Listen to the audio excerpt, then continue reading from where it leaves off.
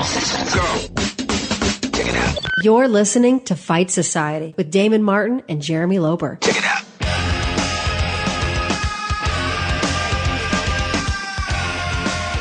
Yeah.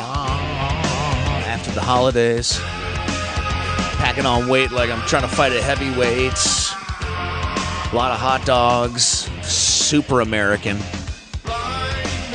Apple pie? You know what? I did not have apple pie over the weekend, surprisingly enough. No America? No full America? No, I had ribs one night. Had hot dogs and hamburgers. I had steak. I mean, you know, I'm not bitching. Just saying, you know. Labor Day doesn't even feel like a holiday anymore to me. I don't feel svelte. Why? It's just because you don't do stuff like family stuff, nobody. or what? No, just because I don't know. It feels like nobody really has the day off much anymore. Like my girlfriend was working, and like everything's open. You know, like for a day when people are not supposed to labor, everyone seems to work a lot on Labor Day. Yeah, and if you're in the WWE, you just picked up 2 more working holidays. It looks like that. Christmas Day and New Year's Day. They're gonna have shows this year. Now, is that because they fall on like a Monday or something like that? I don't with know. Raw? Let me look at the calendar because they're all like, "Hey, man, guess what?" Good. And people are like, "So is this something everybody was asking for?" Yeah, so they both fall on Mondays, so that's why. But still, it's like it was. I saw that announcement yesterday. And it was just like, God, the wrestler's already on the road like 300 days a year. Oh, let's just take away 2 more days from him. Guess who's at the chimney? Vinnie Mac with a big bag of cash. Need to fill it. Fill it for Daddy. Remember when he would do weird stuff in the Attitude Era, like, call me Daddy. It was like we had to live out Vince's sexual fantasies The via Kiss My Raw. Ass match, remember those? Like Kiss my ass. we had to see Vinnie Mac's bare ass on television. Oh, like, yeah, every week. for a long time. Yeah, for an inappropriate amount. Yes, you're absolutely right. Every week it was like, time to show my ass, Shane O'Mac. Help Daddy pull his drawers down. I'm going to say some inappropriate stuff to Stephanie. The Attitude Era was the best, though. oh, for sure, GOAT era. I mean, I don't think anybody is disputing that. Yeah. Except for when you were living in the Attitude Era. Everybody liked to remember back when wrestling. Remember when wrestling was bigger? Nope. That's not true. That's not true.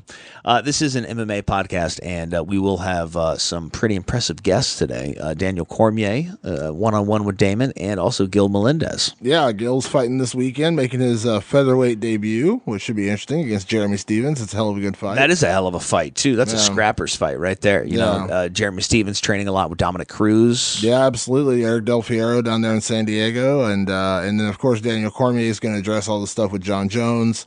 You know, the whole steroid situation is ongoing with Jon Jones. I'm sure a lot of people saw over the last few days there was reports about Jon Jones passing his fight night drug test for blood. Right. But I put it out on Twitter, but just to make it clear right now, like he failed for his urinalysis, his urine test on the day before the fights, which was July 28th.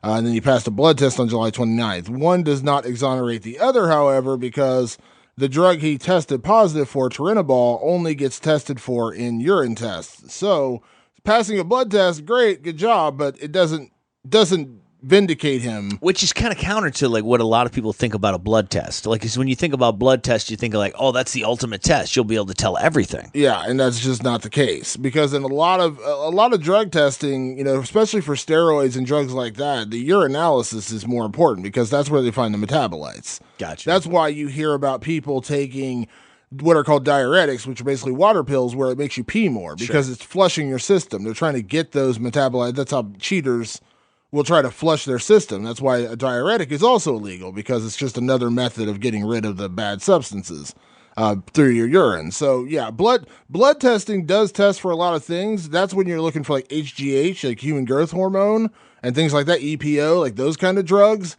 That's when you tell things through blood. But through urinalysis is where you're finding steroids and performance enhancing substances like this. So that's why there was some confusion when it came out. Like, oh wow, that's huge for Jon Jones. No, really, it's not to say he's any more guilty or innocent than he was 2 weeks ago. Is the point? You know what I mean? Like, we still have to wait for the B sample to come back. We still have to wait for him to go through his entire adjudication process. I think there were some people that thought that this was the B sample. I think that's where some of this confusion started. Well, no, I think it's more what you said. When you hear blood test, you think, well, that's everything. You know what I mean? Blood is. Yeah. I think people think blood. That is what blood is thicker than urine, Loper. That's. I think that's what the average person thinks for sure. That's kind of what I thought at first too. And then once you sort of hear the whole story, which you just explained, but when you hear that there's another sample coming out, I think it's so confusing because it's like all this stuff is public because Jon Jones made it public. All the B sample is when they collect your urine sample from USADA or any drug testing agency, they collect your urine sample and they split it into two halves. So there's two parts of the same test. They test one and they keep one as the quote unquote B sample. So just in case some shit goes down. Exactly. And so the chances that the B sample is clean versus the A sample testing positive are next to impossible, is the point. You know what I mean? It's the same sample. It's the same time, it's not like he peed in the cup twice, two different times during the day. It's the same. They just split it in two. Yeah. So the chances of it coming back negative are slim to none. Now, has it ever happened? I'm sure it's happened at some point in history, but rarely, I would say. Rare would even be the incorrect word. I would say very, very, very rare does the B sample not show the exact same substance. And even Jon Jones's team has virtually conceded that by saying, they're testing supplements, they're trying to figure out how this substance got into the system because they know the B sample is probably going to come back positive. They're aware of this. So, DC had a lot to talk about that. He's probably the guy I feel for the most in this entire situation because the most ever. The guy's life has been ruined. Yeah, he lost the fight. And he's starting to reconcile in his mind that his rivalry with Jon Jones, at least for now, is probably over. He's going to have to do a lot of work to get back to a third fight with Jon Jones. He's no longer the champion. All these different things. And then this comes out. And like I said, we still don't know what's happening. He hasn't been suspended. He has been provisionally suspended, but he hasn't been suspended. The title hasn't been stripped yet. All those things. So it's just a mess, and you feel for a guy like that because he's kind of stuck on the outside looking in because he, whatever comes of Jon Jones. Is he vindicated ever, you think? Does he ever get those losses restored? Does he ever get those, taken off his record? If they find Jon Jones guilty in California, chances are they'll overturn it to a no contest. Now, the other one happened in Vegas. The other one's, it's 2 years now. There's nothing's going to happen with that one. Gotcha. But, so there's a good chance that would be overturned to a no contest. But and that's part of the conversation you'll hear with Daniel Cormier in a little bit, is it doesn't take away the fact that he did get knocked out. You know what I mean? He still got knocked out, even though, Yeah, no, that's a great point. You know what I mean? So, it's a tough situation. If it was a decision, that would have been, a different conversation. Yeah, I feel for him. I really feel for him because, like I said, he's the one, and you feel bad for a guy like that because in your head, if I'm in Daniel Cormier's shoes right now, I'm of two minds because, do I want to take the high road? You know what I mean? Do I want to take the high road and just say, give the guy time, let's not convict him without, giving him his trial, those kind of things. And then the other side of me is just this keeps happening with this guy. This guy's a cheater. This guy's this guy's that, and just kind of erupting. So I understand both sides of the argument when it comes to, how DC's feeling in this whole mess. Yeah, it's kind of crazy, man. So, hey, what happened with Francis Ngannou? Why isn't he fighting coming up? Junior Dos Santos. Oh, that was he's a victim of the Junior thing. And that was a diuretic. That was a diuretic, yeah. So Junior says he's innocent, too. Yeah. I know Junior a little bit. He's a really honest guy. I believe him. These situations that come up, I was down in Florida with Junior when I was doing my feature on Joanna Jędrzejczyk, and I talked to Junior, and he, voluntarily, when I interviewed him, talked about how excited he was about USADA testing and how excited he was that, it's cleaning up the sport and how excited he was that, the cheaters were getting busted. He was, just a smile plastered across his face from ear to ear, excited that USADA was cleaning up the sport. And then, this happens. Is that weird to you? A little bit because, the cynic inside of you wants to say that, they're cheering it because they don't want to put on the face that like something's going on. You know what I mean? Like the cynic is just like, okay, he was all excited, but he was secretly, taking something. Right. But with Junior, I don't see it. But like I said, with this guy, it's just like anything else. It's just like, and I'm not painting drug cheaters in the same light as like an actual criminal, but like, it's just like when you hear a story like that kid from Bellator. Have you seen this story? The kid from Bellator is accused of robbing a bank in New York City. Oh, yo, I saw that story. You know what I mean? Like, immediately when you see that, you're like, what? Like, this guy just fought in Bellator in June, now he's robbing a bank? Like, your mind can't wrap itself around it. So, with Junior, like, I don't want to believe that. Junior's a really good dude, and I think that he's honest, and I don't think he's a cheater. But then something like this happens, and you're like, what? It's just like you can't help but question it a little bit. Just blew my mind with the Bellator story. Yeah, I forgot about that. It's hard to throw like a bank robbing story in the middle of anything. Bank robbing. Then he robbed him at gunpoint at the bank. Yeah, that one kind of threw me. I was like, oh, old school. Like, how do you get to like, yo, dog? Guess what? We're about to ride on this motherfucker. We're gonna rob a bank. Robbing a bank. Yeah, I was just like, when I saw that story, I was just. You gotta have a handkerchief, right? The handkerchief. I think he had a ski mask. I'm just saying, like, it seems like that's got to have a handkerchief. You know, you always have one. If you, like Old West, whoosh, tie it around. I guess like new school, like, or you go Point Break with some presidential masks. Dead presidents. You know, what are you doing? How are we gonna go? Yeah, a lot of ways to go about it. He went bareface. No, he went with a mask. How did he get caught? Like, how do they know fingerprints? It's him? He left fingerprints. No gloves, mask, no gloves. Are you fucking idiot? Like, what? Apparently, he didn't watch Heat. So apparently, you don't watch anything ever. Like, I mean, it's like any show. Like, I feel like Dora the Explorer. There's some episode where she's like, "Hey, kids, swiper, no swiping.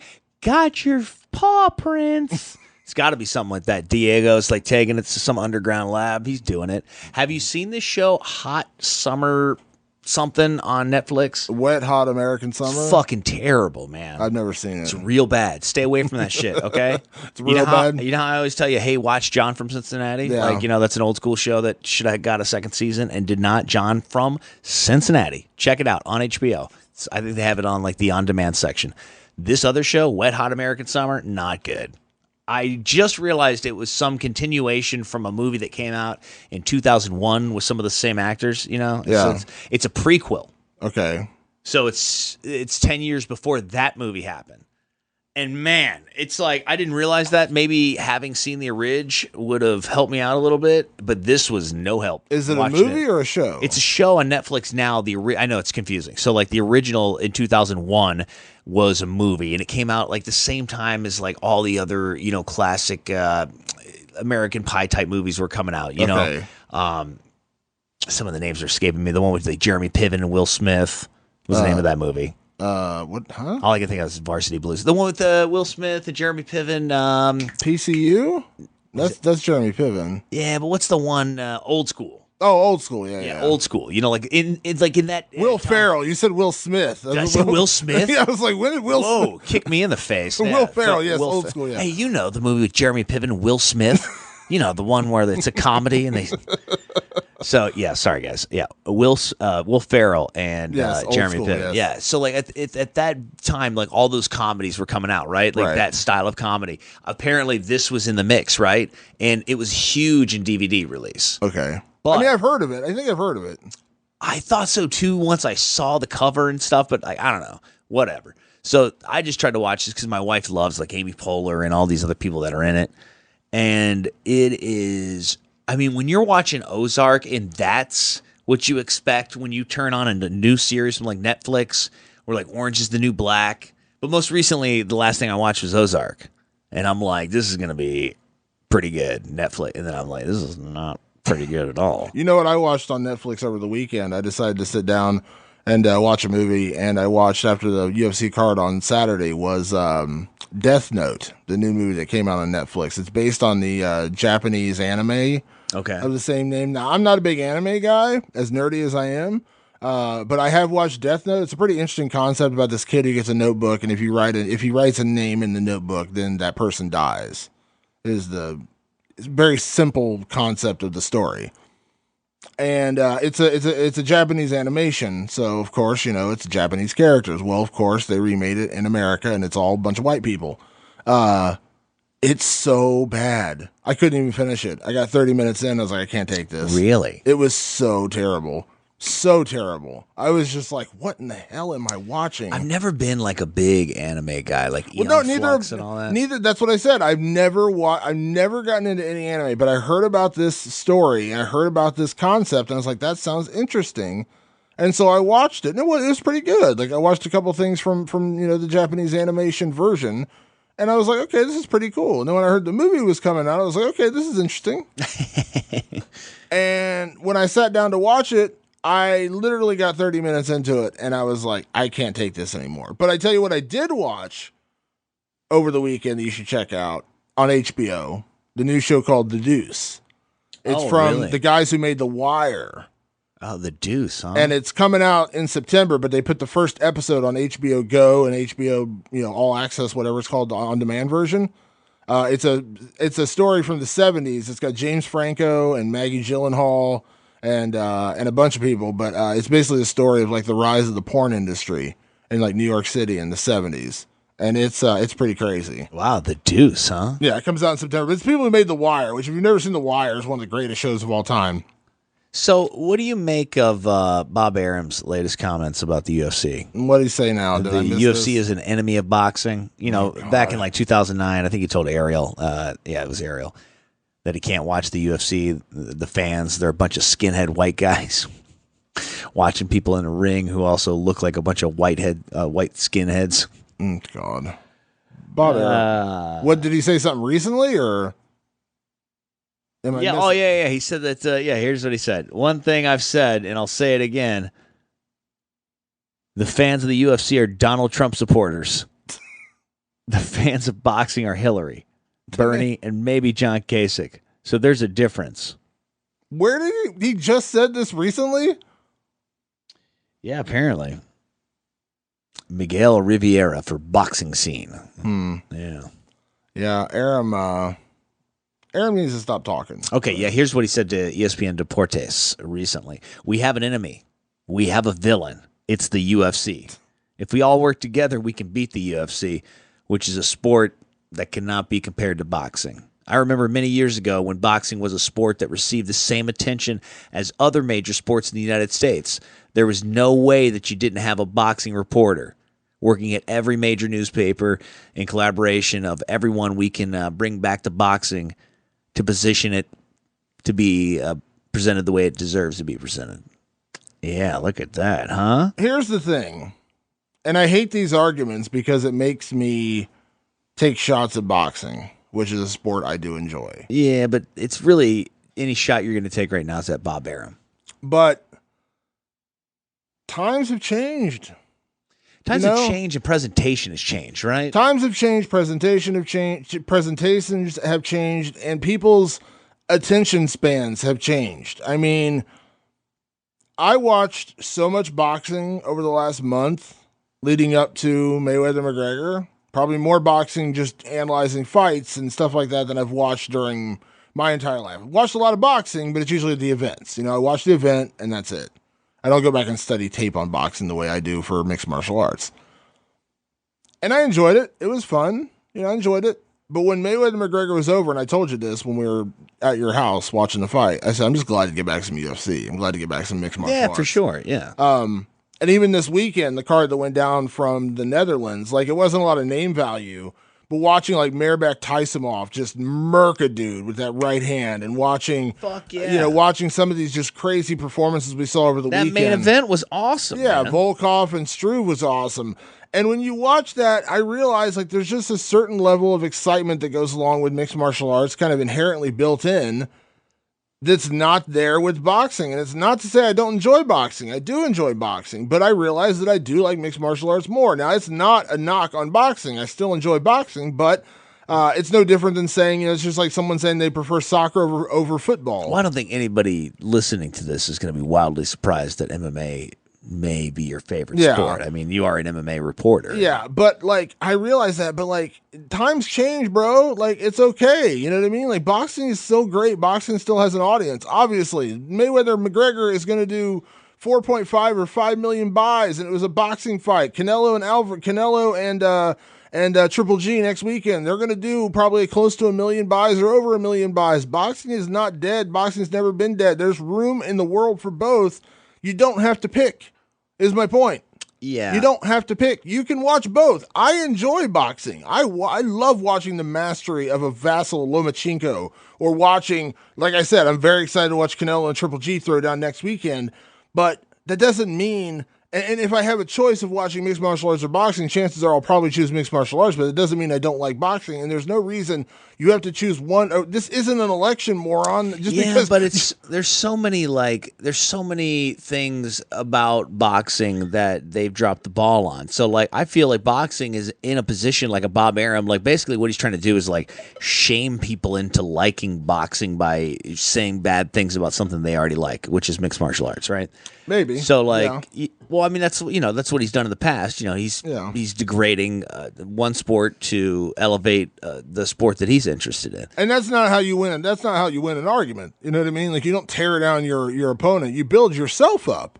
You know what I mean? Like you that's why when the UFC was coming up and it was becoming the sport it is today, when mixed martial arts, but I'm saying the UFC in specifics, when people used to ask Dana White about boxing, he still complimented boxing. He's like, I love Manny Pacquiao and blah, blah, blah. And, boxing this, boxing that. I grew up on boxing. And the only thing he ever really ripped boxing for was the fact that it took so much to get the certain matchups together, which I think everyone who watches boxing would agree with. I mean, there's a reason why there's a reason why it took 7 years to make Mayweather Pacquiao. You know what I mean? Like, it didn't come together for 7 freaking years or 5 years or whatever it was. That's why people marvel at the fact that we got, Canelo Triple G finally. Like, it's like, Oh my God, we're actually getting it? Like, it's actually happening? And that shouldn't be the case. You know what I mean? Like, you should expect the best fights to happen like they do in the UFC and in Bellator. Like, we're going to see, we're going to see the best eventually. You know what I mean? We're going to see, yes, you're going to get these rare instances where you're going to get a GSP against the Bisping, but you're going to eventually get, hopefully GSP against a Woodley, or GSP against, or Bisping against Whitaker, or these kind of fights. As long as guys win, they're going to put themselves in position to make these fights happen. Unlike boxing, where a lot of times it's more about promotion or promoters than it is about wins and losses. You know what I mean? in that, and also like what Dana did was basically take the UFC model is the WWE model for fighting. He's taken it where it's the only organization that matters, that's anybody really recognizes as elite, right? And it travels the world. Boxing primarily takes place in Vegas. Used to, you would get some fights in Atlantic City on the East Coast. Now you get a few in New York City from time to time.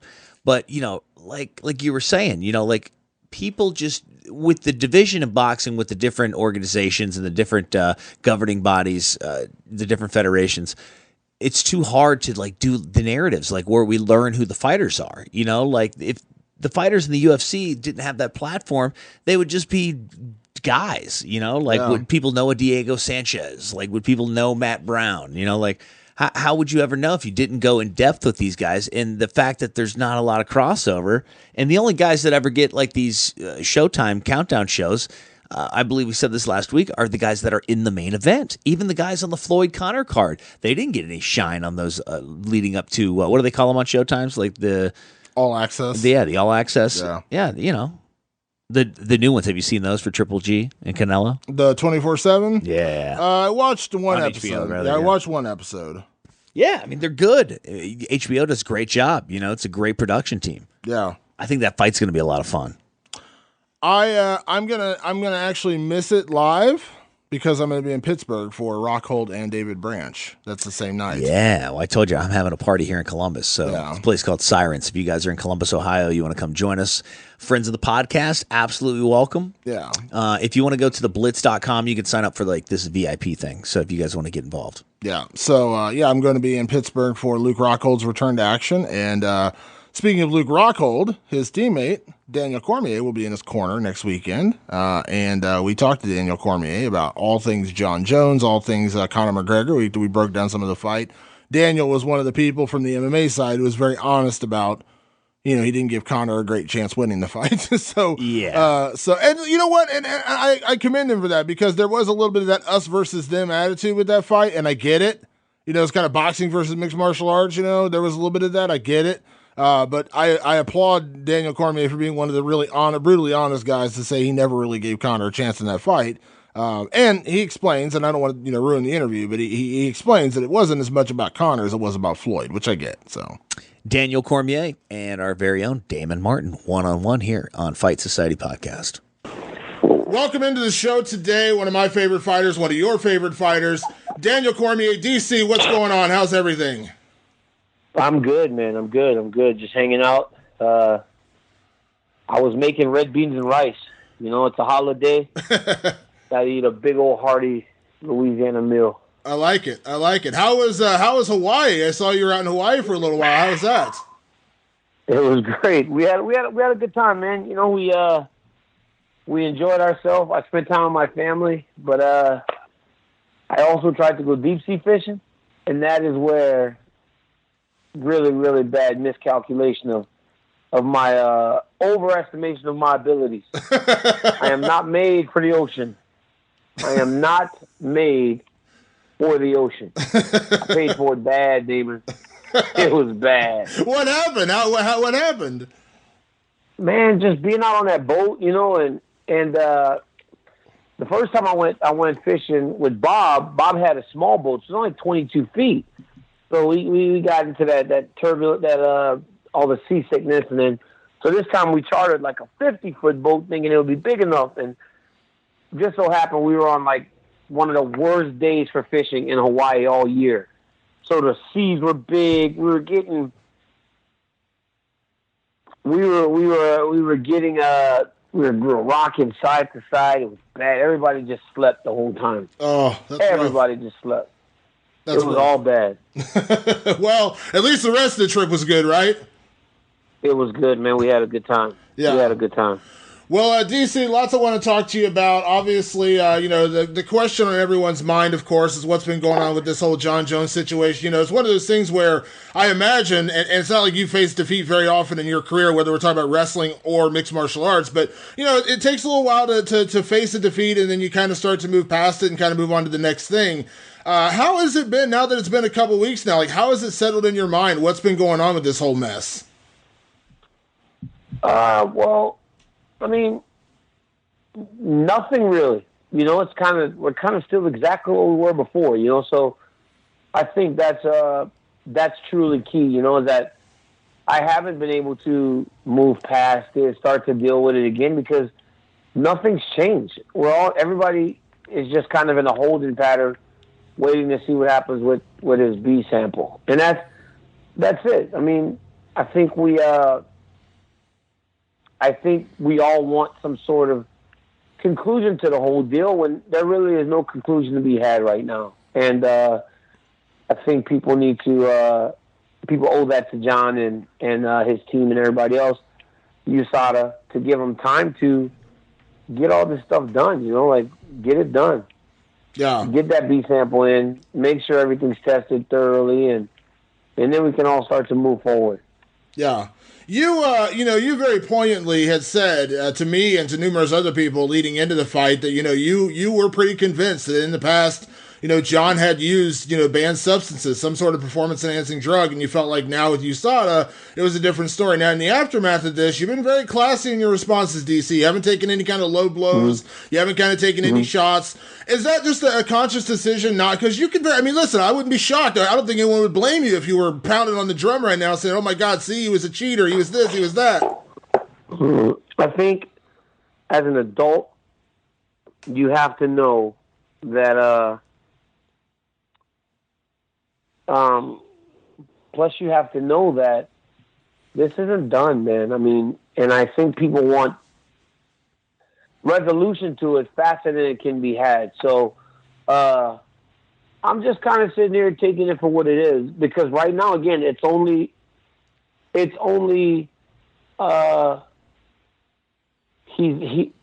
hasn't been what he has done has not been confirmed. Will it be confirmed? Maybe, but as of right now, he still is entitled to what the process. Now, is it upsetting? It's still very upsetting that we're going through this again. It's upsetting that anything like this could even happen, and then the more you learn about the thing that he was caught for, it makes it even more disappointing. But all you can do is wait for that B sample and see what happens. Yeah. When you look at a situation like this, I mean, you know USADA because you've been tested by USADA for how many years now? I mean, between wrestling and UFC, you're on a first name basis with them at this point. Yeah, 2001 to 9, and then 15 to it's been about 11 years, 12 years now that I've been in the USADA testing program.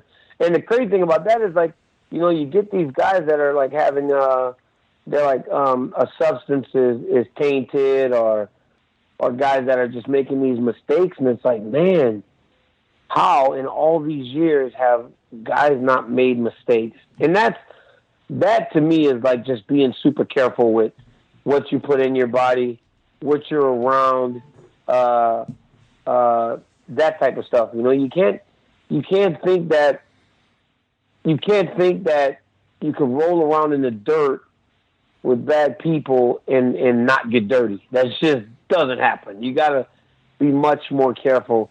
Associate yourself with good people that have your best interest at hand, and most times they make sure that you don't do anything to get yourself in trouble. Yeah.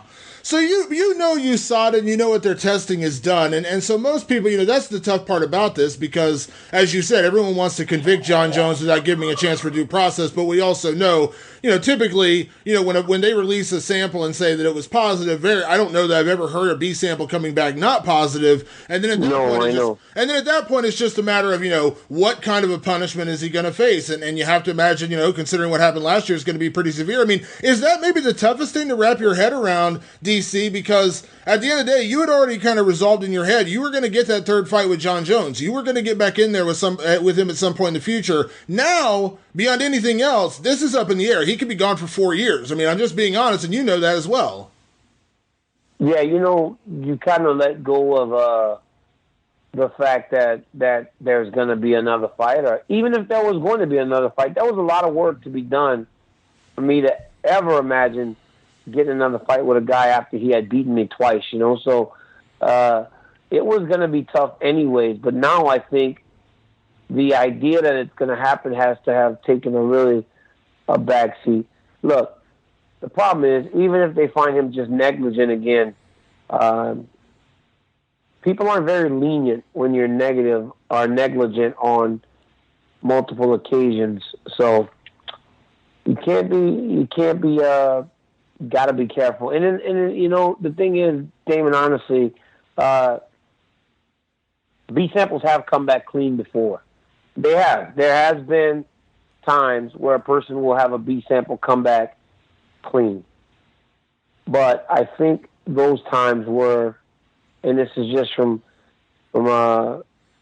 just being around the Olympics, you know, having people like I think even Marion Jones once had a B sample that was the A sample was borderline, and the B sample might have came back clean, but it was for testosterone or something, and that's something that our body produces pretty naturally. But her levels were just really high on the first test, and on the second test, it actually fell below the line. Eventually, obviously, it was proven that she had been doing things illegally, but I don't think for a second that this thing, well, obviously, I know without a shadow of a doubt that the thing that he tested positive for, we don't produce in our bodies naturally. Yeah, and I gotta imagine, I mean, that's, you know, like I said, it's that word. When you hear the word steroids, it triggers a certain thing in your head, right? I mean, it does with me. I mean, like I said, when it's the other, like what happened with John last year, even Brock Lesnar, when you hear the symptomatic things, the items that go around steroids, it's still not steroids. When you hear that word steroids, though, it triggers a certain emotion or a certain idea in your head, and I think that's why so many people are quick to convict, because steroids are, you know, when you hear steroids, you know? Look, I think when you have these issues on multiple occasions, that's why people are quick to convict. I think in the first instance, before we fought at UFC 182, and John had gotten positive for cocaine, and then our both of us, our testosterone levels were all jacked up, and stuff was just odd. I think you owed it to him to kind of hold your assumptions and manage them. Then it happened at UFC 200 where those two things that he tested positive for could have been used to block some of the steroid stuff. Again, if you want to, you can reserve judgment. It's very difficult when it happens a third time and then you ask people to hold your judgment. You know, like if it happens on so many occasions, it's hard to really ask the general public to hold your assumptions. Yeah. This is a really, really difficult question to ask, DC, and you may not even be able to answer it, but I'm going to ask it anyways. Because when you're not fighting and when you're not coaching, you're a tremendous analyst, and you do a great job, calling fights and things like that. Put on your analyst hat, if it's even possible to take yourself out of the situation, just based on the information we have right now. Joe Rogan had said this recently. He said, listen, just based on the allegation, it just makes Jon Jones the biggest F-up of all time just because of all these things that continue to happen. You've been very honest in saying, listen, taking yourself out of the equation, you believe Jon Jones is the greatest talent the sport had ever known. What does something like this do to a career? I mean, this is, like I said, at some point, it's like, when is enough enough?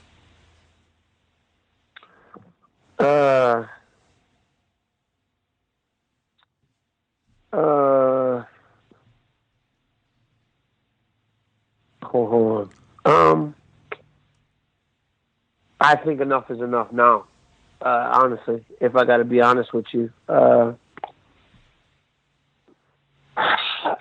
I think it's very difficult to consider someone the greatest of all time when there are these types of allegations tied to him. Right? I mean, I think that's probably the easiest and the most I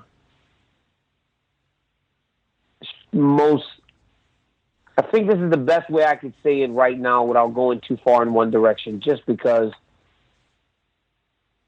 I don't know. I just think it's very difficult. I've said it before.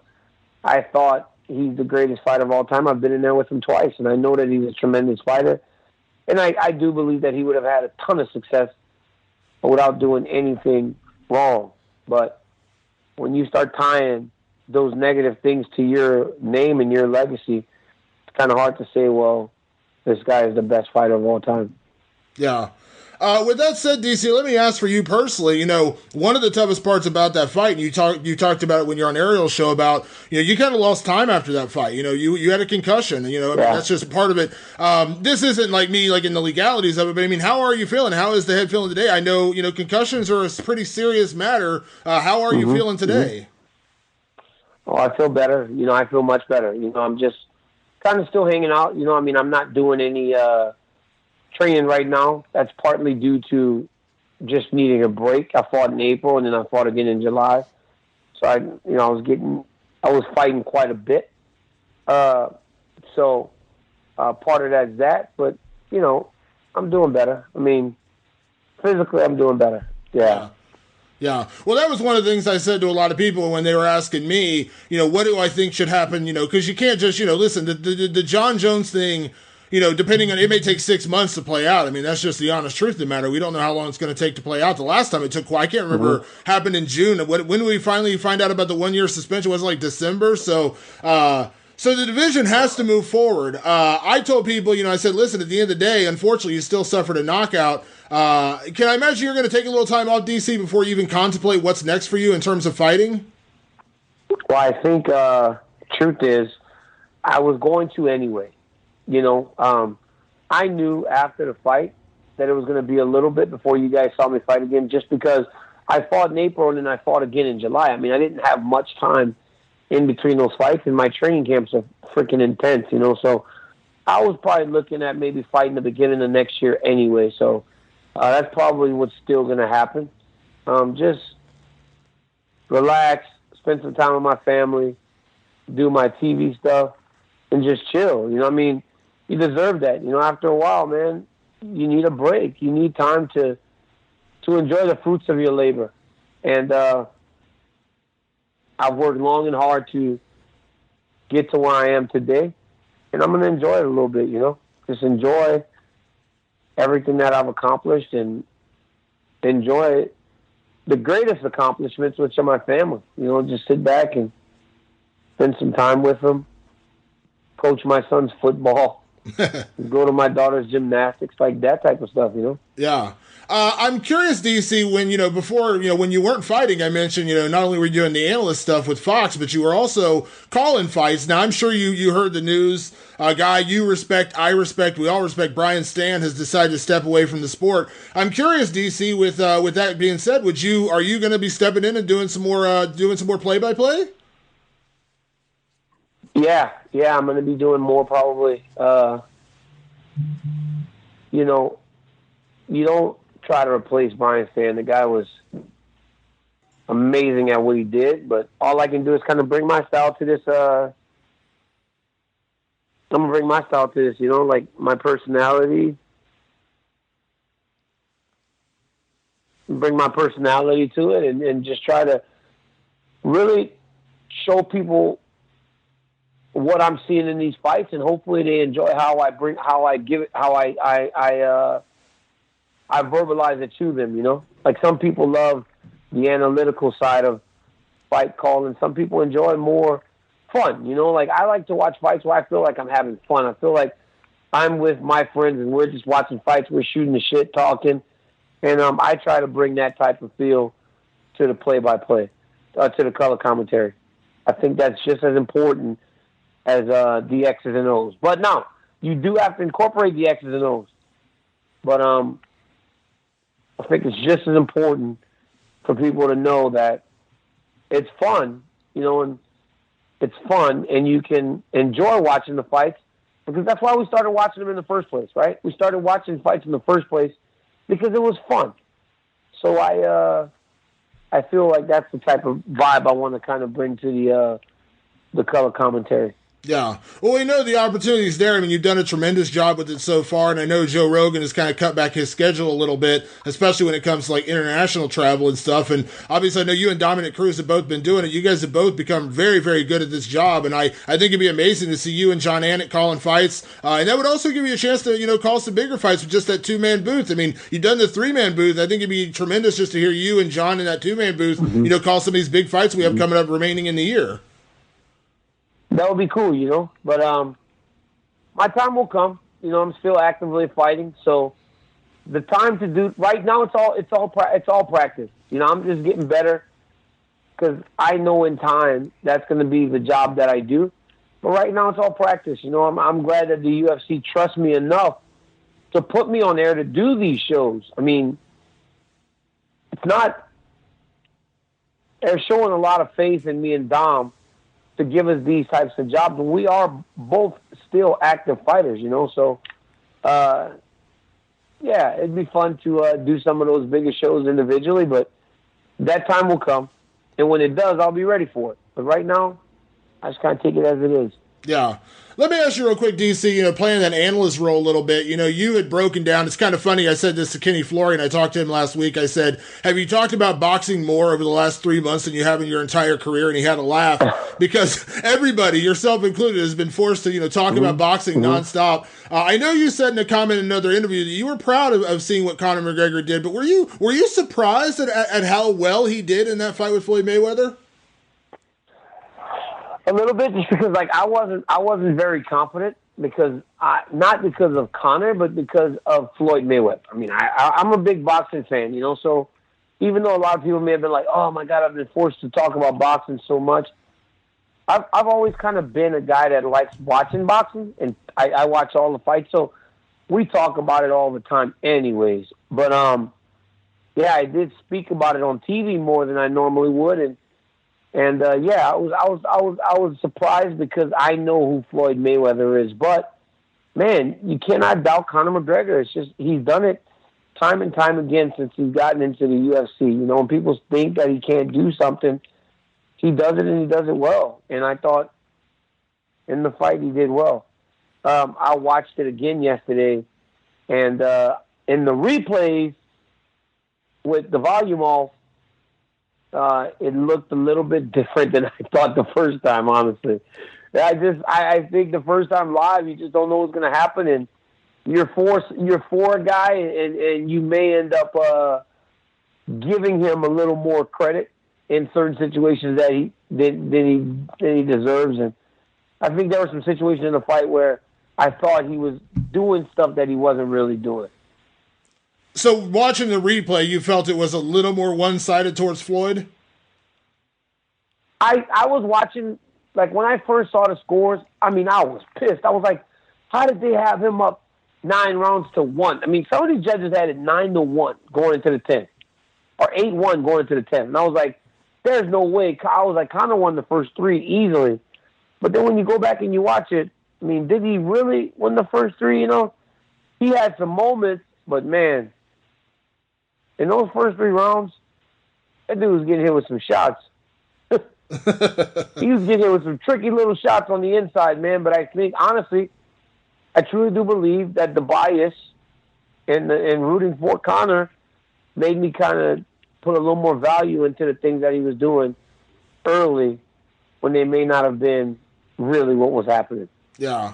With that said, there's been so much talk about, you know, this crossover that Conor did, and it was an amazing thing, kind of like that snapshot in time that you always remember. But there's a lot of guys who seem to want to talk about, you know, testing themselves in boxing now. You've heard Stipe talk about going over and crossing over and fighting a guy like Anthony Joshua. At this point, DC, do you think it should stop? Do you think we should just stop and stick to our sport, just stick to MMA and stick to boxing and just kind of let it be at this point? So the difference is in boxing, right? Every fight essentially goes to purse bid, right? So you don't, like, the UFC just promotes every one of our fights. In boxing, a lot of these fights are bid on. And the Conor McGregor-Floyd Mayweather fight obviously was a little bit different because Floyd Mayweather's a promoter and he can afford to pay Conor's purse, and, you know, they know it's going to sell. So it's a very safe investment for a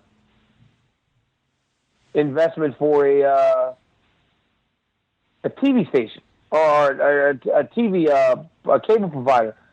But those other guys, like, you go, well, Stipe Miocic is fighting Anthony Joshua, but, like, is it going to sell a whole bunch of pay-per-views? I mean, really, like, is the purse bid going to be more than Stipe would make fighting in the UFC? I mean, there aren't many fights for Anthony Joshua. You know, Jimmy Manuwa was talking about fighting David Haye, but it's like, who's going to watch, you know? The only reason the fights work crossover-wise is if people watch. And if people aren't watching, then, you know, they're essentially just wasting time. Go fight in your own sport. Yeah. I'm a realist, you know. I can't go and box and expect to do 1 million pay-per-views. I'm like, it ain't going to happen. I will sell close to 1 million pay-per-views when I fight Jon Jones. And that's it. Like, that's it. And him and I both have shown that. We have shown that we will get close to 1 million pay-per-view buys when we fight each other. That's it. So to think, okay, I'm going to go and fight some other dude in a different sport completely, some shit I don't know, that ain't gonna make me no money. It'll just get my fucking brain bashed in. Real quick before I get you out of DC, I got to throw one out. I know you tweeted about it. What'd you think of my boy Kyle Snyder in that World Championship? Dude. How amazing was that? How amazing was that? Bruh, hey, man, Kyle Snyder. Kyle Snyder is I have not seen many people wrestle to the level of that young man. I asked Kevin Jackson before the tournament. I said, can he beat this Russian? Because I was nervous, man. I was like, this Sajalayev is the man. And I like Kyle. You know, I talk to Kyle sometimes, and he's a fantastic kid. And I said, can he beat this kid? And KJ said, the only chance this Russian has is to get ahead, get a takedown, and get a whole bunch of turns early. He go, because this dude, Kyle, goes too hard. He goes, he's going to come get this dude. He said, even if the guy's ahead, that Kyle will come get him, and he's going to beat him. Had no doubt.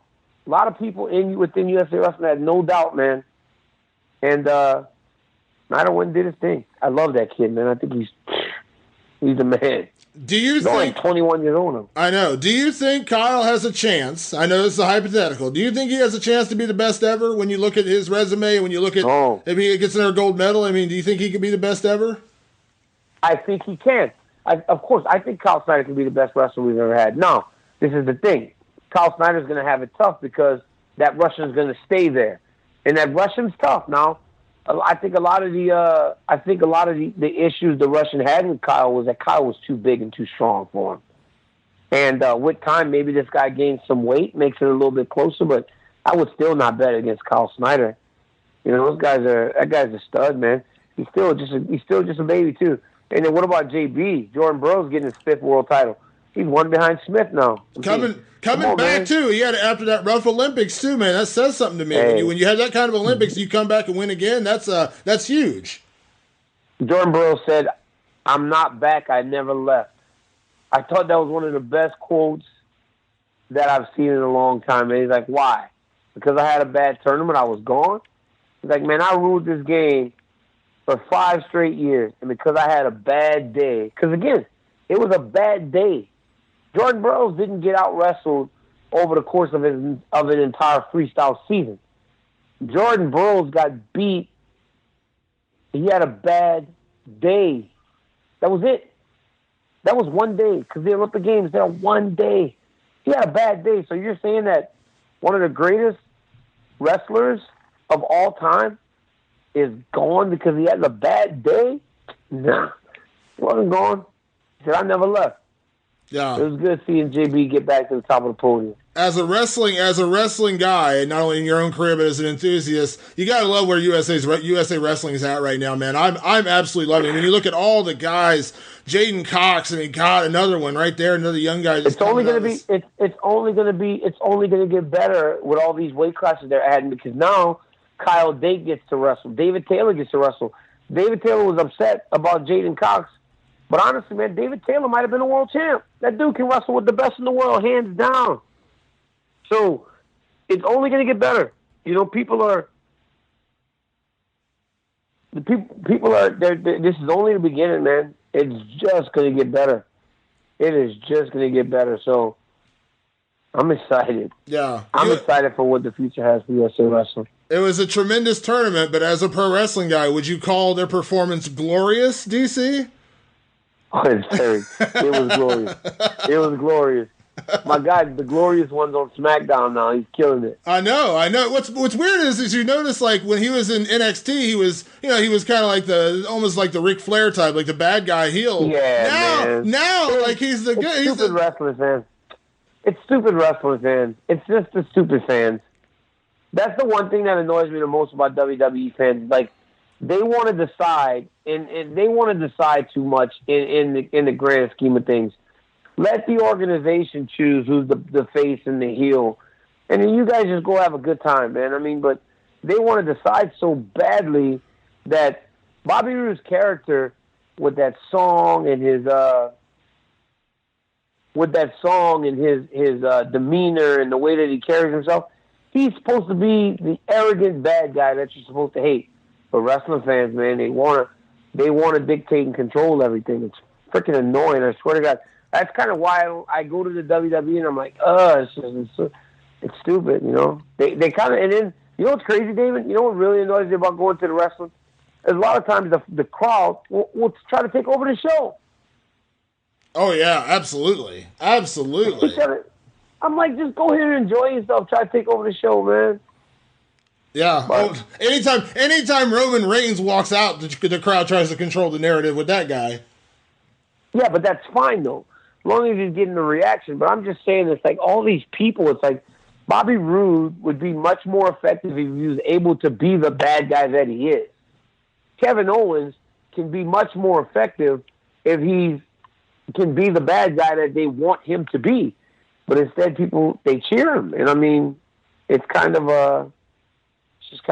annoying, you know?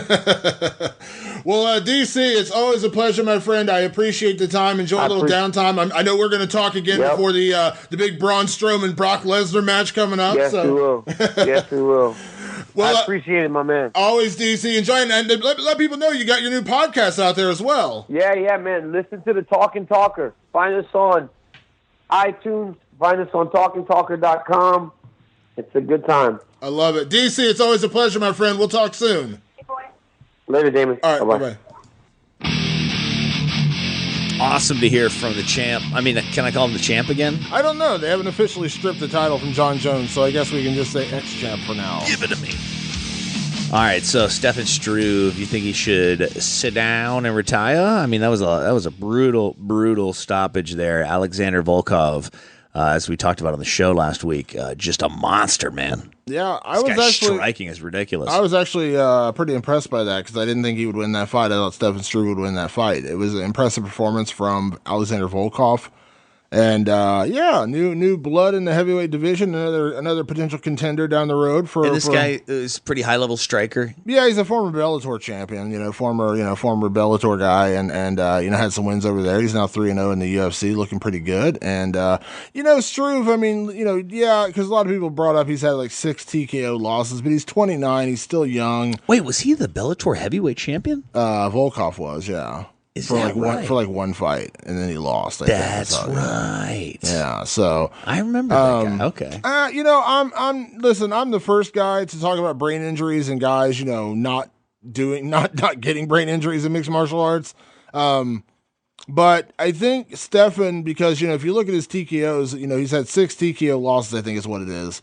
But it's over, 9 years, 8 years, whatever like that.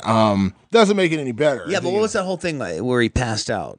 Well, that was a heart condition. That had nothing to do. Yeah, it's just a heart condition. No need to worry there. Yeah, I'm not saying it's like no big deal. Is that passing out in the back? Oh, just a heart condition. I thought you had a head injury. Sorry. Yeah. When I say heart condition, I mean that as in it wasn't anything to do with his head. Right.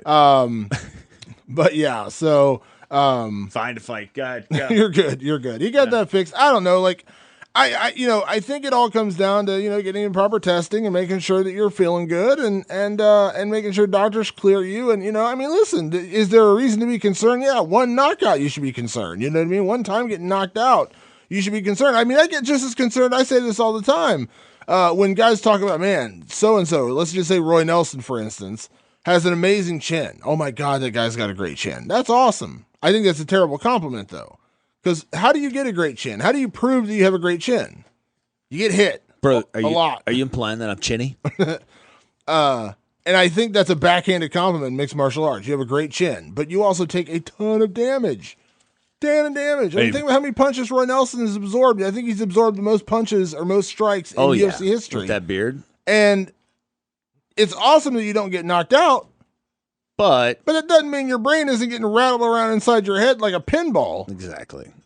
So there's 2 sides to that coin. When you say the guy's been knocked out 6 times, yes, that's bad, not good. You feel for him, and you wonder, should he keep going or should he, maybe get some time off? Maybe he should get checked out. Those kind of things. But then you also got to look at the guy like a Roy Nelson. I'm singling him out because everyone always talks about Roy Nelson's chin. Sure. But the guy, he's been knocked out 1 time by Mark Hunt. But other than that, the guy's amazing. He's got an amazing chin. But that he's also absorbing. I mean, if you look at how many strikes Stefan Struve has absorbed during his career versus how many Roy Nelson has absorbed, I'm assuming the numbers are just astronomically different.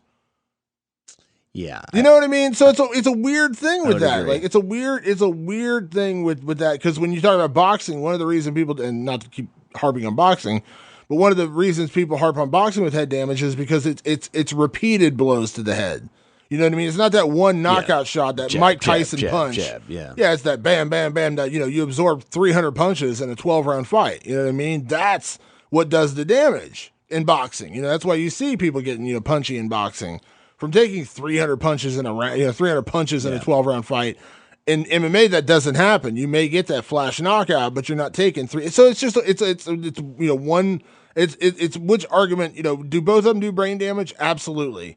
But if you don't want to deal with brain damage, you probably shouldn't be involved in combat sports. All right. So the opposite of getting brain damage, Ben Askren. Yeah, exactly. All right. So he said he's going to retire after this next fight. So does this really mean no Ben Askren ever in the UFC? And what is your take on that? I mean, he says that's it, right? I mean, other people come back, but is Ben Askren going to come back? He's got a bunch of dojos all across and CrossFit gyms in Wisconsin. I actually applaud Ben for going out on his own terms. If this really is the end, they said it is the end, and Ben has said it's the end, so good for him. He's 33. He's had a lot of success. Young. He's like 17-0-1. He made some cash in China, huh? Made a lot of money in ONE FC. Yeah, I don't fault him. I mean, he wants to retire. He's getting an executive job. He's also a wrestling coach. Is ONE FC China Cash the new Pride Japan? Not really. They have a little different. I mean, they have a different infrastructure, and they're not really. They don't go to Japan really. They're more in like Singapore. And No, I guess what my point was is like is the ONE FC China money like bragging? Like, remember how people used to be like, "Yo, I'm going to Pride, make that Pride cash real quick." You know what I'm saying? They definitely. I mean, they the definitely. Yakuza cash is the same as the China cash now. They definitely Like, have. I mean, they definitely have money behind it. But people like Askren are making money, like others. yeah. Yeah, absolutely. I mean, Brandon Vera's fighting over there now. You know what I mean? yeah, So yeah, he's their heavyweight So, like, champion. what does he make you think? I don't know, but I mean, I can't imagine he's hurting. I mean, I can't imagine it's not good money. And now Ben is going to be taking a role, like an executive role, with ONE, just like Rich Franklin did. We had Rich in here 2 years ago, coming in studio talking about working with ONE. So It's he's one of the most fun afternoons ever. We did the podcast and we went to Bob Evans, talked about fights for like ever. It was awesome. But yeah, so we so Ben's retiring. Here's my argument. This is what's going to get me in trouble. I'm just going to say it out there right now. Yeah. I like saying things that make people go nuts. Ooh, edgy. I think the UFC missing out on Ben Askren when they did. Yeah. Dana saying that Ben Askren, wasn't his kind of guy and blah blah blah. I think the UFC not signing Ben Askren was a bigger mistake than them not signing Fedor Emelianenko. Yeah, I agree with that. Because Time and place. When Ben Askren was coming out of Bellator, he was one of the top, let's just say top 7 or 8 welterweights in the world. I'm not going to put him number 1 because at that point, huge prospect too for the for the championship. Big, real prospect. And the talent was there, wrestling, and he had, he's a good talker, and the welterweight division in the UFC is the deepest division in the sport, in my opinion, as far as like just top heavy talent. It's not as deep as like, let's say, lightweight from like 1 to 20, but from that 1 to 10 spot, man, welterweight is a snake pit. Ben Askren was one of those guys who was so talented, and let's not forget, this is a guy who dominated Douglas Lima, the current Bellator welterweight champion. Dominated, you know what I mean? Like, this is and yes, you can say he's a little one-dimensional with his wrestling, but hey, you know what? If you can't stop that one dimension, that's your fault. Nobody ever says that. Like, oh, he's so one-dimensional with his Thai box. Yeah. When he's kicking the hell out of somebody, it's so one-dimensional. Yeah, what does he do if he's not kicking the hell out of somebody? I wish he would wrestle fuck him one time. I mean, just getting so bored watching him kick him in the face. I think missing out on Ben Askren was a bigger loss to the UFC than missing out on Fedor, because here's the problem. When they finally had a chance to land Fedor was already at the tail end of when he was relevant in terms of his own career. I mean, Fedor, because look at what happened in Strikeforce. He had the one win over Brett Rogers, which was a fight he was losing. He got knocked around early in that Brett fight. Rogers. Yeah. And then he gets tapped out by Fabricio Verdum. Yeah. Get knocked out by Dan Henderson. It's almost like when it happened, you're kind of like, maybe it's a good thing the UFC didn't sign him, because I don't think he was, maybe Fedor's at the tail end of his career at that point. Yeah, stock is low as fucking. Let me just give a little bit of a little topping to your point there, because I think you made a great point. I think it's like if you're talking about hot chicks, right? Fedor was definitely a MILF at that point. He was definitely rounding that point where, like, ooh, you're still MILF, but MILF with baggage. Okay, I could overlook MILF. MILF with a lot of oh, you want to co-promote. That's a lot of baggage. You know what I'm saying? Yeah. So the realistic aspect of, that's what I'm saying, to your point, is excellent, but this is real.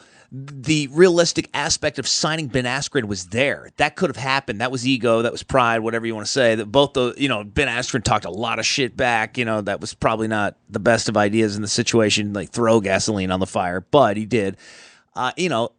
That was doable still. The whole thing with Fedor and Russia and whatever, they always have to, co-promote. That thing was weird, and you knew that was never going to happen. Yeah. So realistically, the UFC, they always, the Fedor people, they knew that the UFC was never going to say yes to that. So in my opinion, the real miss is absolutely what you're saying is Ben Askren, because that was real. That could have happened, and they just didn't do that. Yeah, like the only thing, like as much as I wanted to see Fedor in the UFC, and I did, There weren't that many matchups at that point that I was sad we didn't get to see. Would I have enjoyed seeing Fedor against Brock Lesnar when they were trying to set that up? Yeah.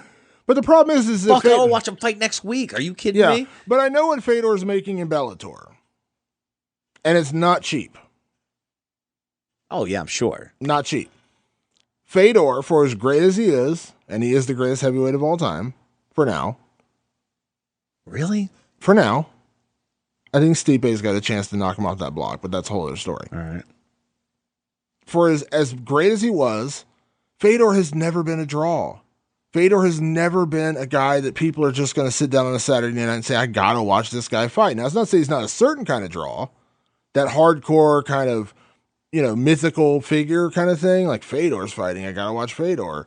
But Fedor was never a big draw. I mean, look what Affliction, when he headlined Affliction cards, they still tanked. You know what I mean? It wasn't like people were like, flocking to wherever Conor McGregor goes right now, people are going to watch. Fedor was never that guy. Ben Askren's not that guy either. I'm not saying Ben Askren is, but you can pay Ben Askren, a tenth probably, maybe not that much, but like an eighth of what you're paying Fedor, what Fedor was asking for, or what his team wanted. You're not going to have to co-promote. You're not going to deal with all that madness of his management team and M1 Global and all that crap.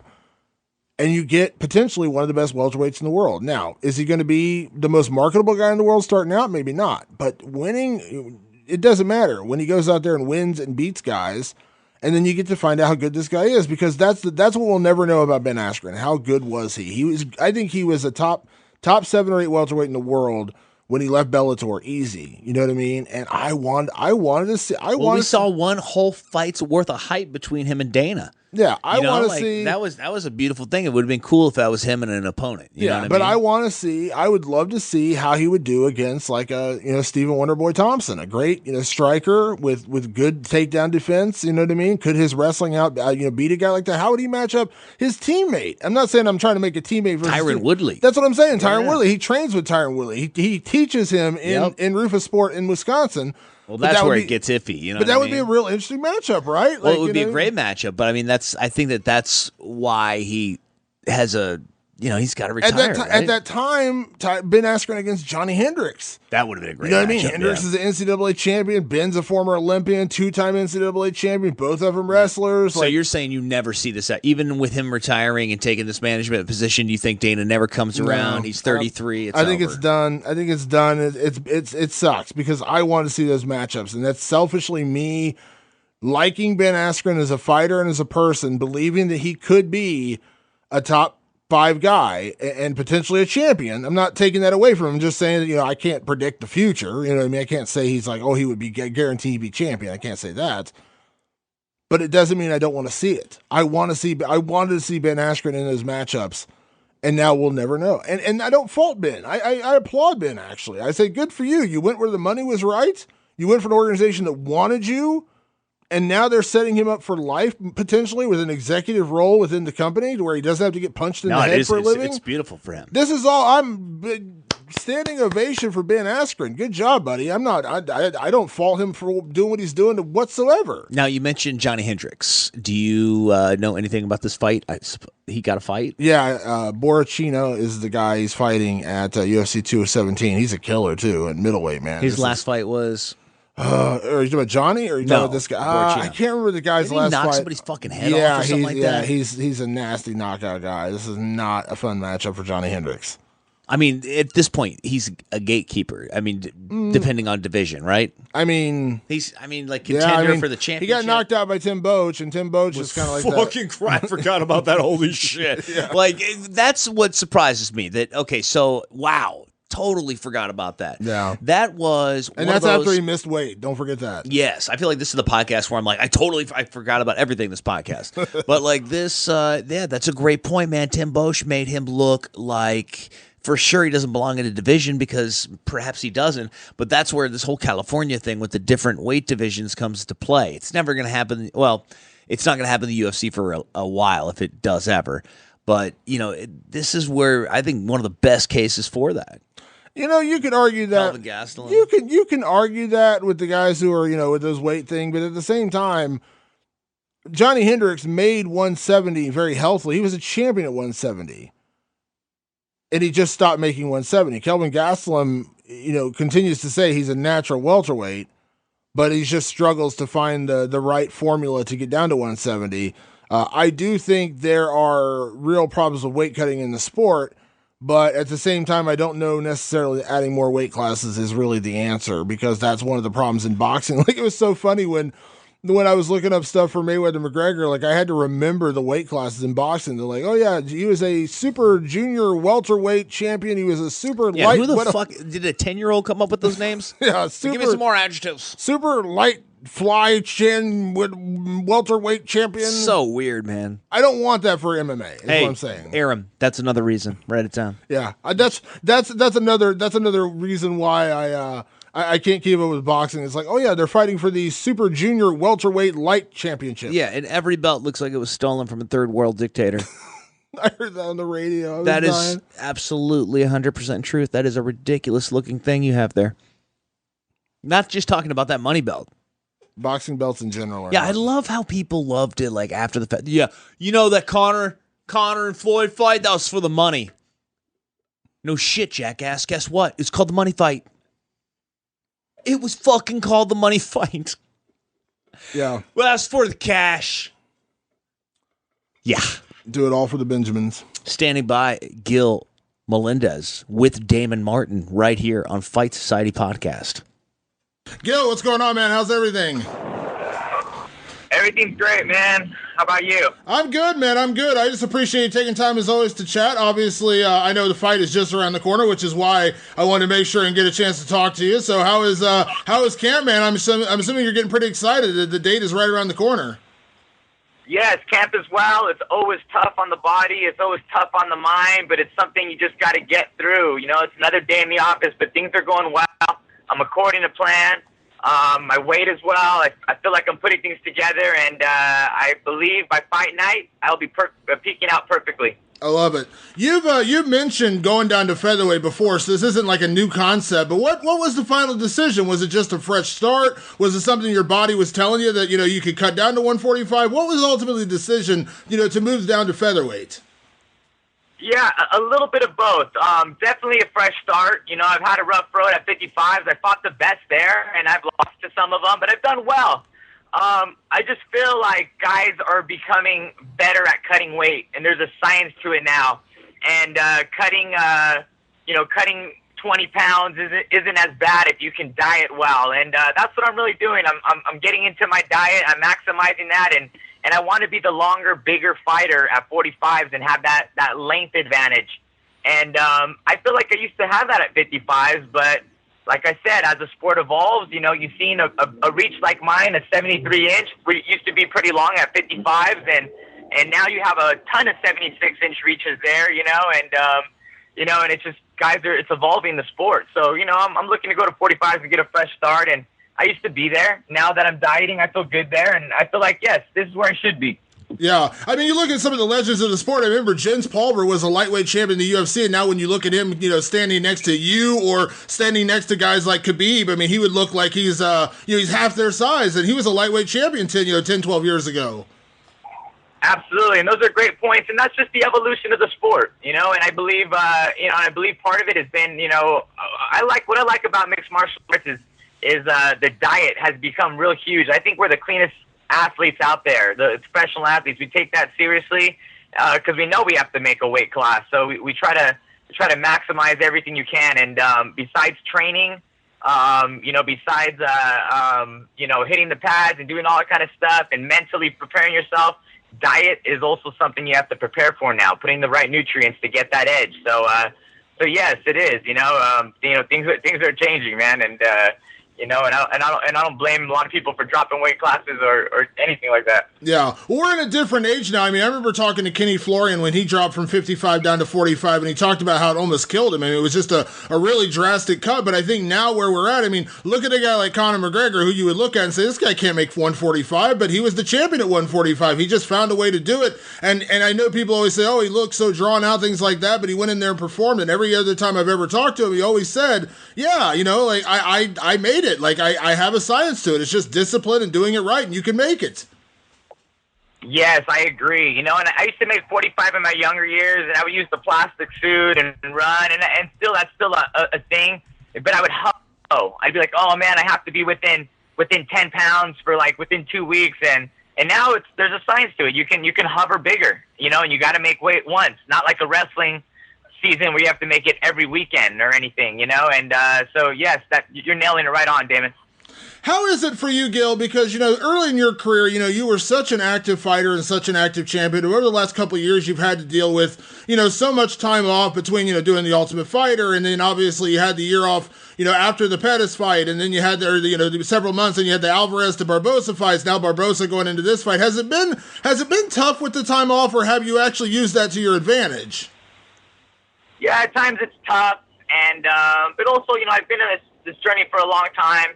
And I think waiting and building up is sometimes a good thing. It makes you a little more hungry, a little more excited to get in there. But of course, the cons of it is not being in there, not being as active. It could play a role a little bit. And unfortunately, I wanted to bounce back a little sooner after the Barbosa fight, but I had a little bit of an injury that I had to recover from that set me back from getting in there. So. Yeah, I could say it's an issue, but it's part of the journey. I've been doing this for over 15 years, 17 years. So, I feel like I've just been fighting for the last 20 years of my life. So it doesn't seem as I can't look at it as being super inactive. Like, hey man, that's just what I do, and I train every day, even when I'm not fighting. It's just nonstop training for the last 20 years of my life, knowing I'm going to jump back in there one day, and knowing that I can't fall behind. But yes, I feel like it's going to be an advantage for me going into this fight. Yeah. Let me ask you this, Gil, because you're a guy who not only fights, but you also are an analyst. You do a fantastic job on ESPN, calling the fights, breaking down the fights. So you have a little more unique perspective of the question I'm about to ask. But going into this fight, you're going to answer a million questions, and people are saying, well, you're off 3 losses in a row. How do you come back from that? Is this a must-win? That kind of thing. But one of the things that bugs me the most about our sport, and I love our sport, but it's like that history. People don't look at the fights or remember what happened in those fights. The battle with Edson Barbosa was an epic battle. Eddie Alvarez was a fight that I scored you winning, and that's, again, not a slight on Eddie Alvarez, and a fight with Anthony Pettis that you were winning early, and he caught you with a guillotine choke. I mean, is it frustrating at all when you look at the 3 guys in a row that you technically have quote-unquote losses to, but people kind of forget how great those fights were? Yeah, I believe that. I do, and I'm glad you brought that up, and I'm glad you recognize it as a professional in this sport, and being a journalist, you can recognize that. So this is in a row, and then there's 3 knockouts in a row. And I feel like I'm a competitive fighter, and fights like against Benson Henderson and fights against Eddie Alvarez. In my heart, I know it says a loss on my record, but I don't walk around and feel like those are losses. So really, the masses might look at it a certain way, but for me, it helps me stay settled in a certain way. I don't feel like a defeated fighter. I don't feel like I'm hanging on too long, getting knocked out after knocked out, and just getting clowned left and right. That's when you got to walk away, I think, from the sport or reconsider it, or I would. But I don't feel like I'm getting dominated. I feel like I'm competing with the best, and I'm still doing fine out there. And and yes, these guys are beating me on a score system in a big cage, and I think a lot of things would be different if I fought in a small squared ring, and they looked at aggression as a factor and running as a stalling method. I think with different rules it can be different. But the point is I can compete with these guys, and I'm not getting dominated, and that's what keeps me around. Yeah. Well, see, to that point, what I would say is, coming into this fight, people might say, is this must win all 3 straight losses? I look at it differently, and I think you're a guy who could jump right into the deep end of the featherweight division, and that's exactly what you're doing with Jeremy Stephens, a top 10 guy who has fought everybody, and he's a great measuring stick, so to speak, as far as getting into this division and jumping right in the deep end, because I don't look at this as a must win for you, Gil. I look at this as a guy who we should be looking at in a year from now as a potential title contender again. I mean, is that kind of the way you're looking at things? I appreciate you saying that, and yes, I feel like I am one big win away from being in title contention at 145. Just the way things play out and the way the sport works here, essentially as good as your last fight. But yes, I think Jeremy Stephens is a very tough task.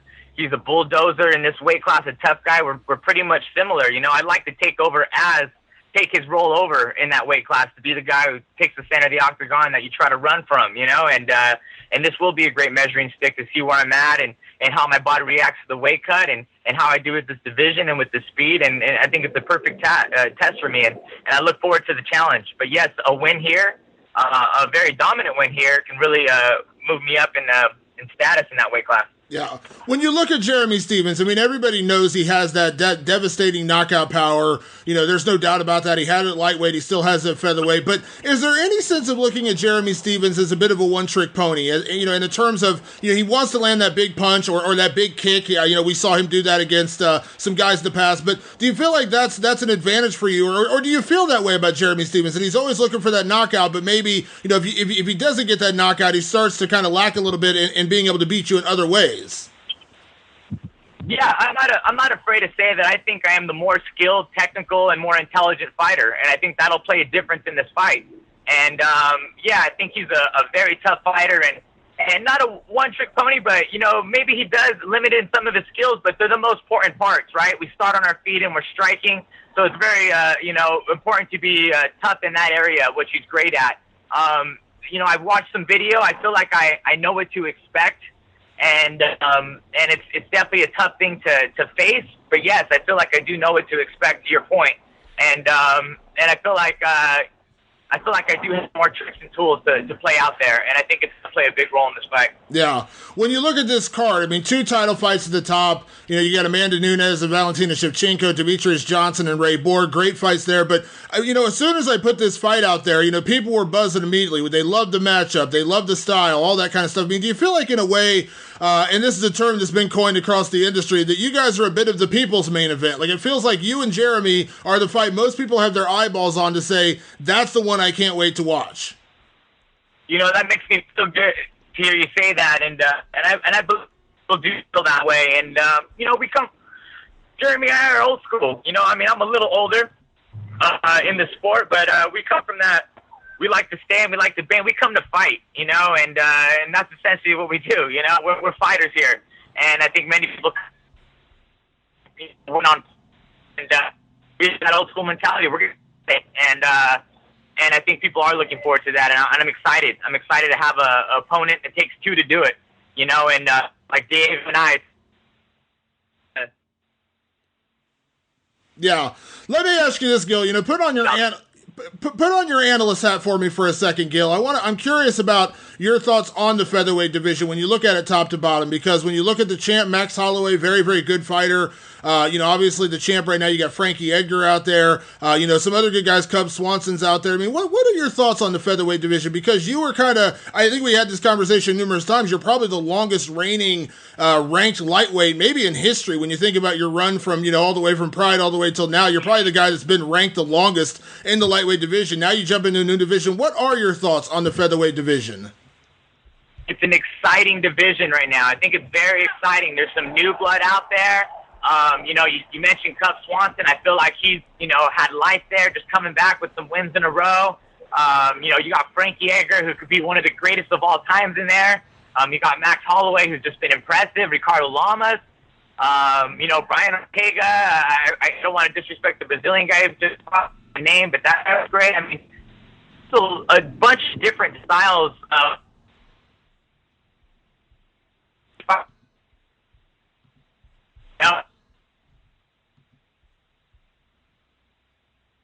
differently. So, yes, you want to be the best in the title, but it's just exciting seeing all these different styles you can match up with. So I'm impressed with the weight class, and I look forward to locking it up with a few of these guys. Yeah. Now, how is it for you, Gil, balancing all the different roles you play in your life? Because, beyond being, a mixed martial artist that everyone knows you at publicly, you also have the analyst gig, which, as I said, you do a great job at. You're a dad, you're a husband. You also have your gym, El Nino Training Center, which has been up and running for several years now. I mean, is it tough to balance all that now, or have you kind of found a way to kind of find the perfect, the perfect timing for it all? Like, did you have to kind of set things aside to get ready for this camp, or how did you manage all that? Yeah, you learn to manage it. Obviously I don't have financial freedom from fighting, so I can't have the luxury of just, checking out and just training. I could do that, But, there's, I got a family, I got a kid, you got to think of stuff in the future, so you got to multitask. A perfect world would be just training camp in the mountains with, 20 of my friends, and, we get massages every day, we train every day, and we eat the best food, in a perfect world, but with, with that said, yeah, man, I like to multitask. I got to think of the future. I love to analyze, I love the gym, I love coaching, and, I can't, I can't just focus on fighting at this point, but for my training camp, I could definitely balance it, and it's working, and I enjoy it. I'm at a point in my career where it's, of course I love it, of course I'm passionate, but of course it's also a job, and it's kind of something I do. So I've kind of got into this, this routine that I'm used to, and I know how to zone out and prepare for, and I've gotten better at it over the years. So yeah, it's not the easiest thing to do, but it has to be done, and I manage zoning it out. I moved out of my house. I got an apartment for a month out here, even in the city of San Francisco, but just to disengage from the family a little bit more. That was a new thing I did this time, to just, get a little bit more mean and just get a little bit more alone in thought to just really focus on this fight. Yeah. How is it with the team, for this camp, Gil? Because I know I had talked to Jake before his last fight. He said he had been out in New York, and obviously he said, you're still family. You're always going to be teammates, but he had kind of done a little bit of a change of things when I started training Henzo's. I don't know if Nick and Nate are in the gym all the time. Everyone always associates you four together. You're like the four horsemen of the UFC, or four horsemen of mixed martial arts. But how has the camp been this time? Because I knew you do go through some changes where everyone just kind of assumes, oh, it's always you, Jake, Nick, and Nate. But you do have other people around to help you get ready when they're not around. Yeah, no, absolutely. I have a great team at the El Nino Training Center, and at times there's people that are surprisingly tough, at the gym that, they're not big names in the fight game, but they're great sparring partners and they're great grapplers. I got brown belts, black belts, I got great people at the gym who know my style, that make it competitive for me, that helped me for years getting prepared. It's the pack, my own little scrap pack over here in San Francisco.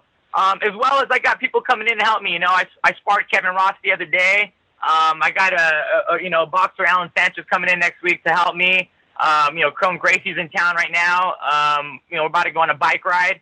And again, I got a youngster, Joe Neal, coming up, and he's a banger, and he's been helping me as well. My youngster, Izzy, was helping me, and I got some really good grapplers. So I got a really good team.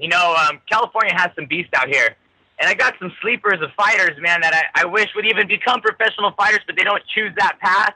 But they're dang amazing. And if you're in a gym and you're an athlete, you'll know what I'm talking about. I got a national champ wrestler, Travis Lee, who's one of my coaches, and we wrestle all the time. He's one of the best ever out there, and just mixing up with him, he still got it. He's an engineer out here in San Francisco and makes good money. But if he wanted to become a fighter, he could be a successful fighter easily, and it'd only take a year.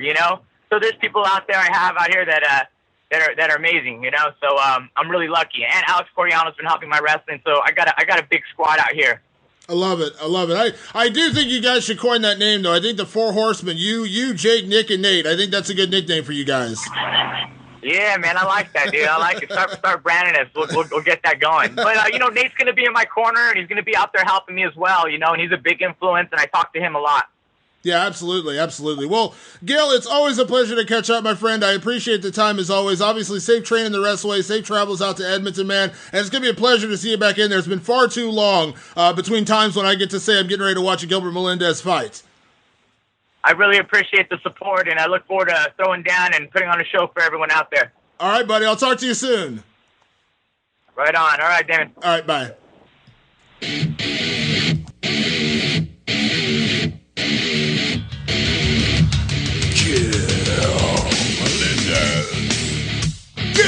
He played this song and wait for Rob Van Dam to walk out. Rob Van Dam. So, have you ever... I mean, you're a guy that hears rumors, right? You're around some people. I do. Have you heard this yet? Adidas could replace Reebok in the octagon?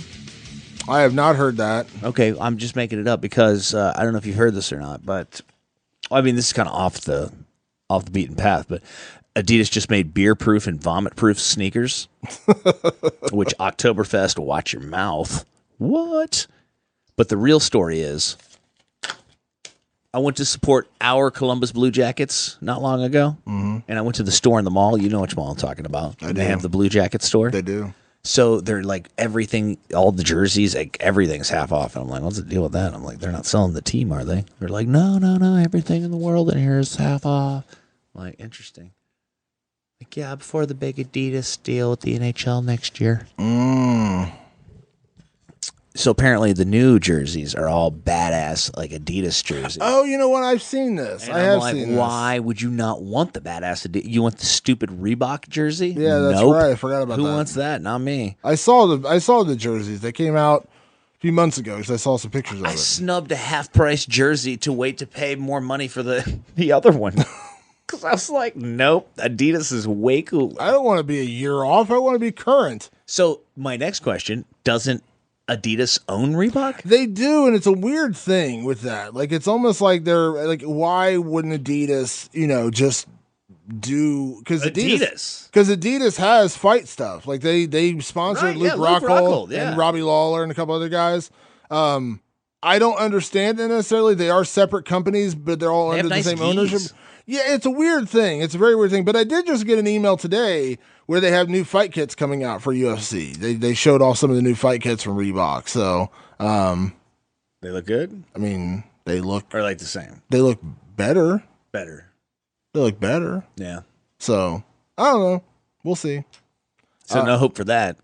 I mean, like, how I gotta be honest. Like, what is because if you go back in the podcast, like back to even like when Coleman and Matt were on the podcast, I was one of the few that I was like in favor of it before I knew about all of this, underhanded stuff that they were going to do to the fighters.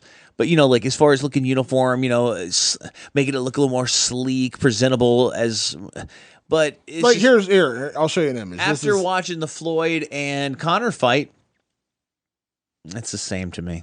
I'm looking at a picture of Paige Van Zandt, and she's so cute. But it's the same look to me. I mean, there's, it's a little different. She's fighting Jessica Ai. Mm-hmm. Jessica Ai is going to fuck her up, unfortunately.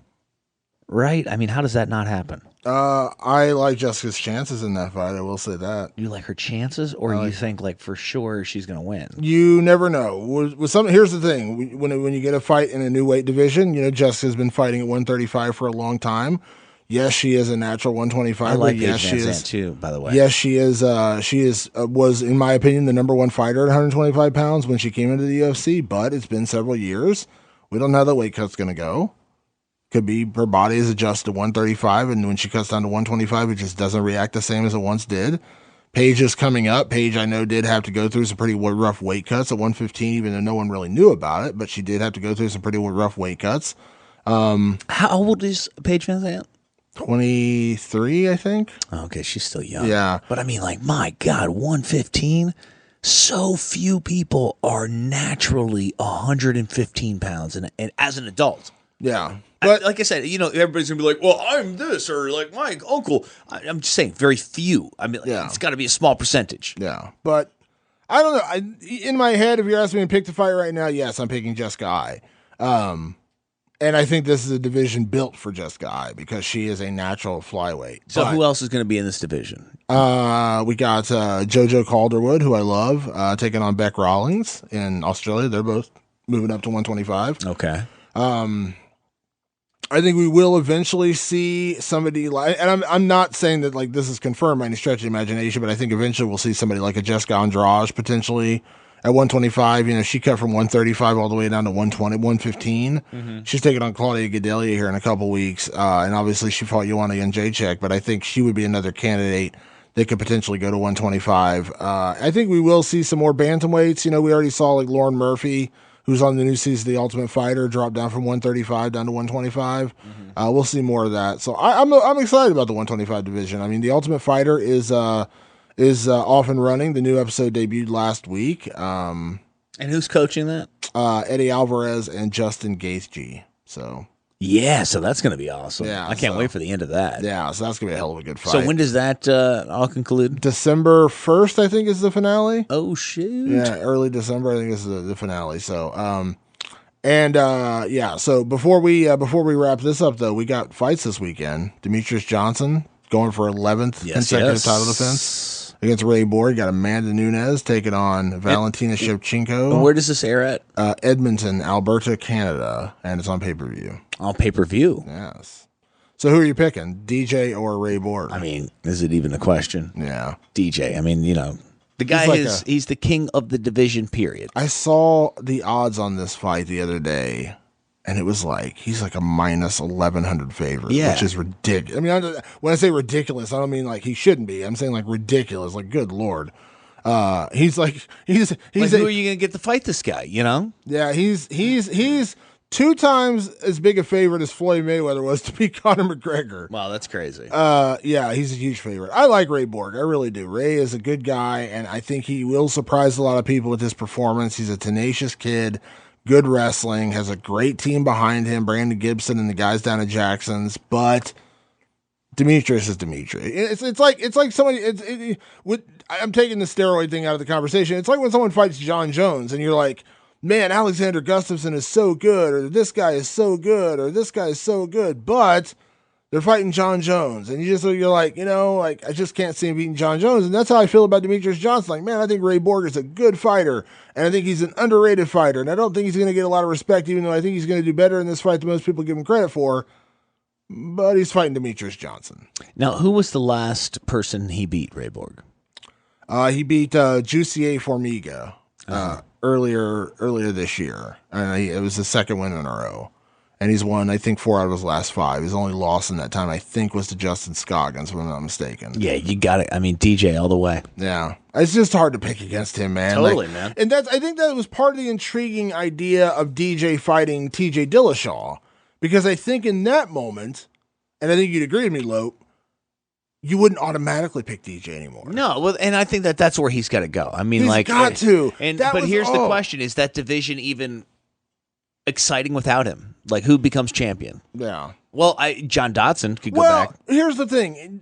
TJ was willing to drop to flyweight to fight DJ, and I'm all about that, because here's the thing, and this is one of my biggest arguments when it comes to Demetrius Johnson. As much as I like the guy, and as much as I think the hype is real around him, he is as good as advertised. Yeah. What's holding him back is the fact that there's no natural rival to him. He had one guy, John Dodson, the first fight, John Dodson knocked him down a little bit, and maybe won a round or 2, I think, in their first fight. So a little bit of a scare factor in there. No, there was, but like the second fight summed up all that. Yeah, but Jon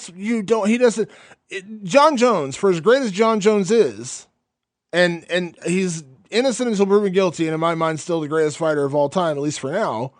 And again, this might go away if he gets convicted, but he had Alexander Gustafsson to push him to the limit one time, to where you said, man, this guy might have an equal. Yep. Daniel Cormier came along from heavyweight and came out and started beating people left and right, and you believed that Daniel Cormier was a guy who could beat Jon Jones. Now he didn't, and it only made Jon's stock rise that much higher, but you at least had it in your head there's a possibility.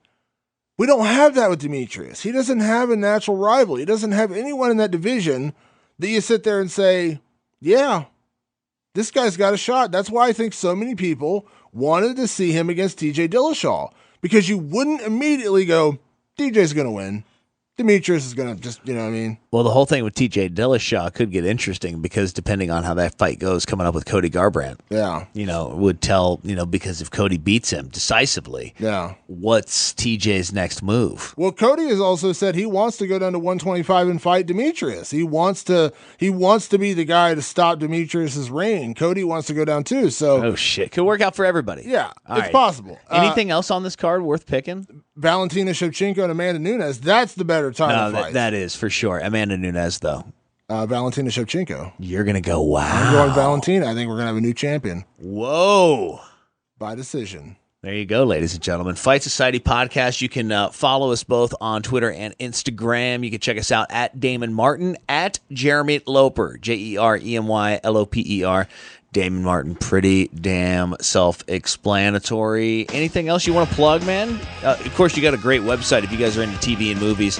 NerdCoreMovement.com, comic books, everything like The Walking Dead, Game of Thrones. Damon, if you like his MMA writing, you got to check out his website. Yes, please do. And follow us on Twitter. at Jeremy Loper, at Damon Martin. And we'll be back next week. I'll be in Pittsburgh at the end of the week, but I'll still be here for the podcast at the beginning of the week as we gear up for Luke Rockhold and David Branch. We're going to have both of them on the podcast next week. So check out my radio show. I do 5 days a week. And my blog channel, just go to Loper and Randy. That's Randy with an I. And for us, man, Fight Society. Hashtag it out, kids. Thanks, man. Later.